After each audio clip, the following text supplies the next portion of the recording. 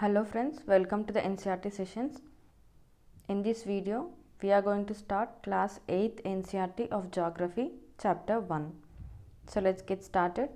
The title of the chapter is Resources.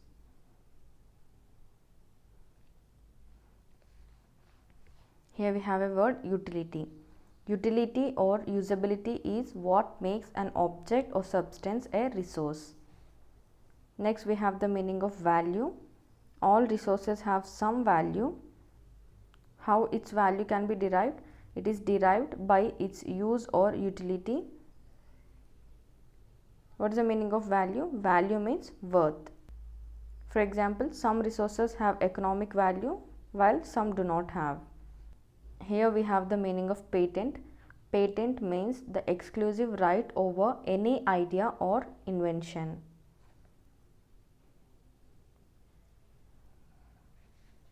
Next we have the definition of technology here. It is the application of latest knowledge and skill in doing or making things.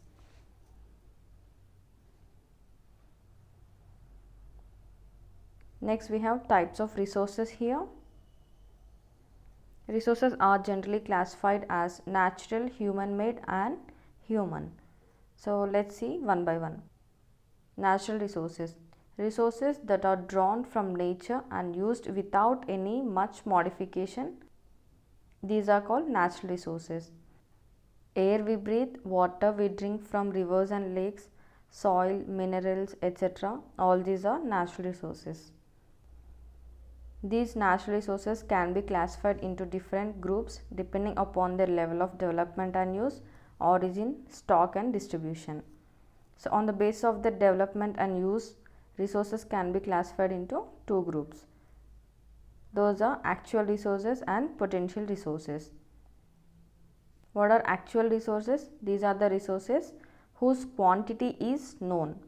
So వాటి యొక్క actual quantity అనేది తెలుస్తుంది మనకి, దానిని మనం actual resources అని అంటాం. For example, the rich deposits of coal in Ruhr region of Germany and petroleum in the West Asia. The dark soils of the Deccan Plateau in Maharashtra are some examples of actual resources. Coming to potential resources. So these are the resources whose entire quantity may not be known and these are not being used at present. But these resources can be used in the future. For example, the uranium found in Ladakh is an example of potential resource that can be used in future. High speed winds are also potential resources 200 years ago. But today they are actual resources and wind farms generate energy using windmills like in Netherlands. Next, coming to origin. Based on the origin, resources can be two types, abiotic or biotic. So abiotic resources are non-living while biotic resources are living. Soils, rocks and minerals are abiotic, but plants and animals are biotic resources. Okay, next, natural resources can be broadly categorized into renewable and non-renewable resources. Renewable resources are those which get renewed or replenished quickly. Some of these are unlimited and are not affected by human activities. For example, solar and wind energy. But some renewable resources like water, soil and forest can be affected by human activities. Here we have a meaning of stock of resource. It is the amount of resources available for use.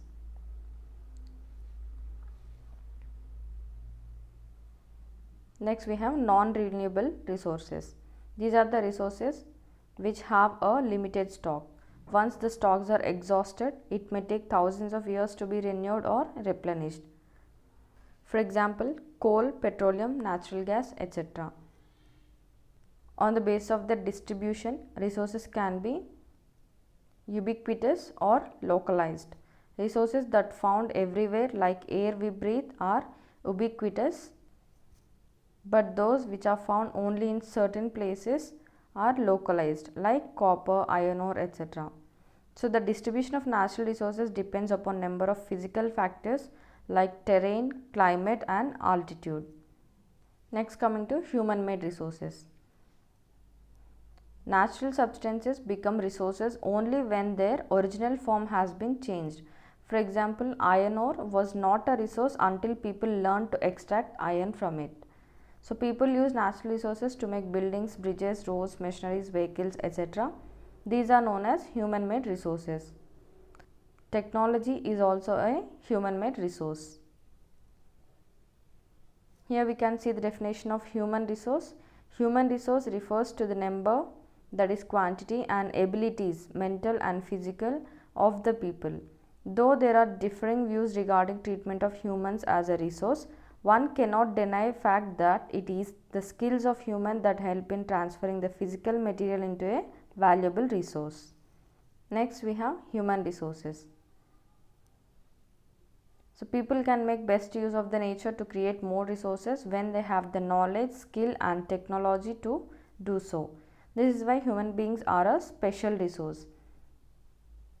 People are human resources.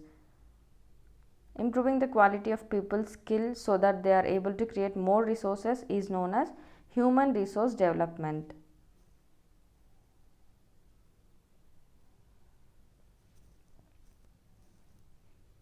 Here we have the meaning of sustainable development, carefully utilizing resources so that besides meeting the requirements of the present, also takes care of future generation.